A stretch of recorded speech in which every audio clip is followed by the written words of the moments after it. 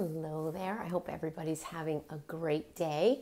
So, I just wanted to pop on and talk about sleep today. Super happy you are here. As you know, I started this page for women who, no matter where you fall on that spectrum, whether you're just starting your health journey or you need a tweak, a reset, a restart, or maybe you just want to pick up some tips and tricks as as things change in your life, that you're better prepared for those things so that you can keep those sustainable habits that you have built. So that's really what it's all about. It's about stacking those healthy habits in a gradual way, working on a couple of things here and there, and before you know it, you will get to your health goals, whatever they may be. A lot of times it's weight loss or midsection weight loss. As we get older, it might just be improved sleep or better management of stress. So, it all kind of goes hand in hand. So I'm hopefully going to be adding topics on based on what you would like to me to touch on, but I kind of have the biggies in the brain. Nutrition, how many calories do you need? What kind of macro, divide should I have? Better sleep, better stress management, workout ideas if you're just starting, or if you, have been working out and maybe just want to tackle some areas or build muscle mass. Because a big part of this, in getting off the sleep topic, but a lot of changes happen as we age and our muscle mass goes slowly down. And if you're not replacing that with some kind of strength training, weight training, or body weight training, your metabolism takes a little bit of a dive every year. And that is the main reason for that. So it kind of all goes hand in hand. I like to think of it like little bubbles, like your nutrition, your sleep, your stress management, your exercise routine, all those things go hand in hand, and our hydration also. And there are definitely ways to improve your well-being and your energy level with all these things. So today's topic is sleep, and thank you for joining me today. So sleep hygiene, when you think about when we were kids, our parents told us, go into bed, turn the TV off, read a book, do something calm, and we probably did that with our own children. So something kind of happens when we get older and we kind of lose all those, or, life gets in the way. So just going really back to basics, think about your bedroom, your haven. Is it a place of comfort and serenity? Do you go to sleep with the TV on? Are you looking at your phone? We all have those things that we kind of fall into, like with whether we fall asleep in front of the TV, things like that. So just want to really look at that. And we can kind of take a note, a page from the book of how we raise our children, like get in bed and, try to wind down. We don't want our kids to eat before they go to bed because that can mess sleep or have too much sugar. So these things all apply to us. So if you think about your bedroom, let's start there, trying to have it as serene as possible. Maybe you like to light a candle or aromatherapy before, maybe read a little bit, of course, blow out the candle, and then kind of have that be your last thing you do before you go to bed. Maybe you like to listen to music. I know people like lavender. I know when I get out of the shower, I shower at night, so I put some lavender body cream on, and it just is a really nice way. That's something I never used to do. I never used to shower at night, and I got that from my daughter, Mara.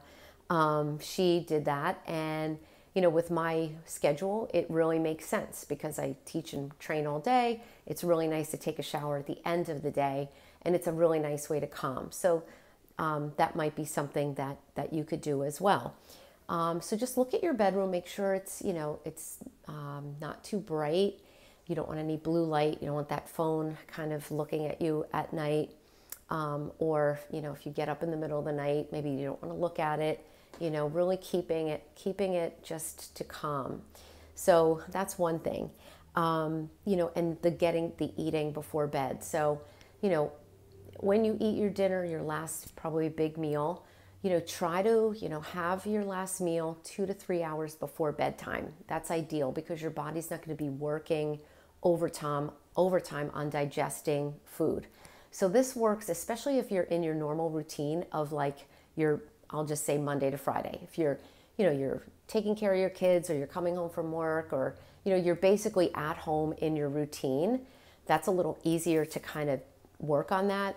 Of course, there are going to be those times where you go out to a late night dinner, a Friday night or Saturday night, and you'll find that those nights you may be having disturbed sleep because of that. So if you have your meal at 8 o'clock and you're going to bed at 11 or 10, that may be, and if it's a big meal, things you don't normally eat, that may throw off your sleep. So finish that last meal, and then, really just try to kind of close the kitchen and let your body digest. Maybe go out for a little walk after dinner. Make sure you're hydrated, drinking that water. You should probably have between 2 to 3 liters a day. I try to aim between 75 to 100 ounces a day. So that's always, going to help you digest your food. So you want to make sure that that's taken care of. Another thing is caffeine and sugary drinks. So caffeine, I love coffee. I'm a coffeeholic. I love it. But I'm trying to really get down to just finishing my last cup by noon. And normally most of the time I'm done by 8 or 9. So I'm just becoming more aware of that. Are there times when I have a little caffeine in the afternoon? Yes. The other day I did because it was freezing cold and I just wanted that warm cup of coffee. But it's not my everyday thing. It's something I work on. So you really want to kind of maybe even 12 to 2 o'clock in the afternoon if you can limit the caffeine. And also look at your drinks too. If you're a soda drinker, or if you're a sweet tea or anything like that with a lot of sugar, that's going to mess with your digestion. So, limit the sugar, at that last meal. That'll help too. Alcohol, that's got a lot of sugar in it. So that, and alcohol in itself can really mess with your sleep. So again, on those times where you're going out to dinner, of course, that may not be your best night of sleep. But if you're doing all the things, I'm always a big proponent of the 80-20 rule. 80% of the time you're doing your routine, you're feeling good.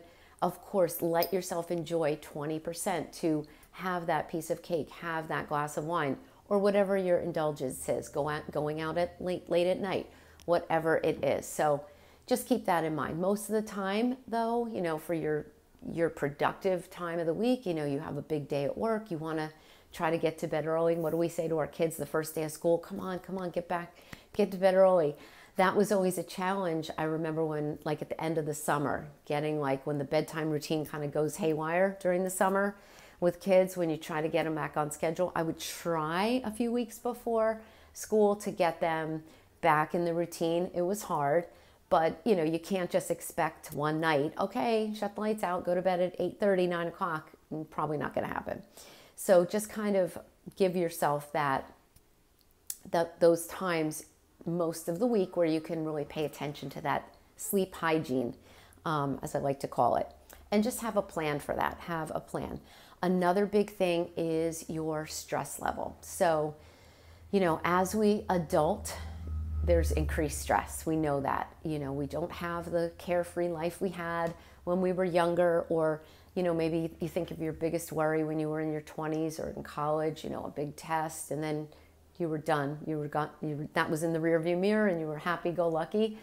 So, we have bigger issues, whether it's anything going on in the world or in your family or in your own life.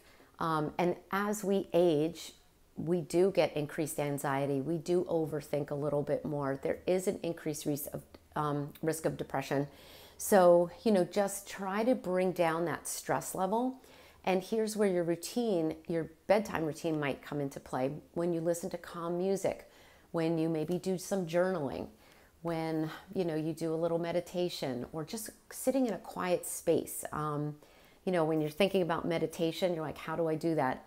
Just come to a quiet place and just really let your mind kind of just go into a place of quiet and peace. Of course, thoughts are going to come into your mind. I do this when I'm teaching yoga. Let the thoughts come in, but then just imagine them on little clouds that they'll They'll be there tomorrow, or they'll be there after your meditation or yoga session or workout. They'll be there. They will be there, and you can tend to them later. But when you're sleeping, try to reduce that stress level. Maybe it's getting back to reading or finding an activity that you used to like. If you think back to a time, well, wow, I used to really sleep great in my 30s or 20s.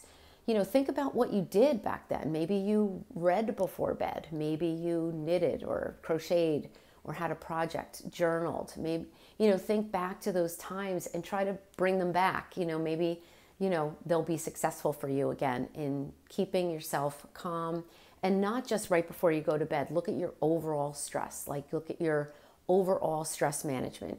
Maybe you can incorporate some yoga and meditation.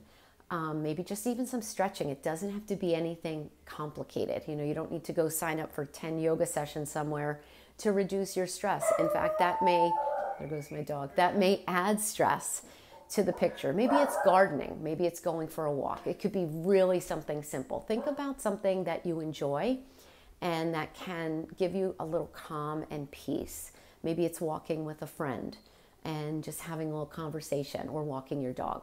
So it doesn't have to be anything major. Also, if you are active, if you are working out, or if you're getting back into it, you will find a couple of workouts, and they don't have to be big workouts. I'm saying start with 15 minutes of activity and movement, maybe getting back into your walking routine. That will help your sleep. Not only will it bring down your stress level because you're doing something for you, it will make you a little bit tired. When I have days where I'm teaching a lot of classes, or I'm working and coaching a lot of people, my brain is not only working, but I'm physically, working. I sleep really, really well. I don't even remember when my head hits the pillow. I'm out, and that is the best. And again, working on that stress will help you when maybe you get to sleep okay, but maybe you wake up in the middle of the night and then you can't get back to sleep. That's another thing that, you want to look at your room, look at the light, look at your stress. Don't start thinking about something you have to do in the morning. Really just give yourself that time. Maybe do a couple of things like deep breathing. If you get up to go to the bathroom in the middle of the night, just try to do that and get right back to bed. When you're awake, you want to just go back to your happy place, your calm.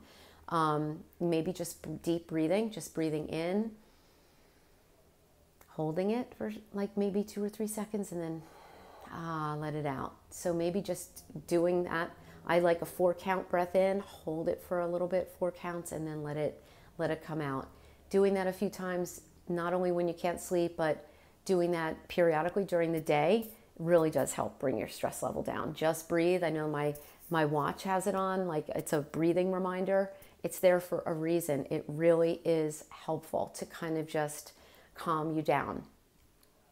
Sometimes even if you're a commuter, when you're driving home, maybe listen to something, look forward to something you're going to listen to. If you're just dreading the drive home, or if you're dreading a commute on the train into the city, maybe find a podcast that you like, or, they have all these apps with just calming mantras and meditations. So, put your headphones in and listen to that on your commute. Well, don't put headphones on in the car, okay? You really need to watch the road, but you could put it on your radio or your Bluetooth. But if you're commuting and you don't really need to hear anything and you want to tune out, throw these on and let that be a little time of wind down, so that when you get home, you're not oh, I'm stressed, I'm starving, I have to cook dinner.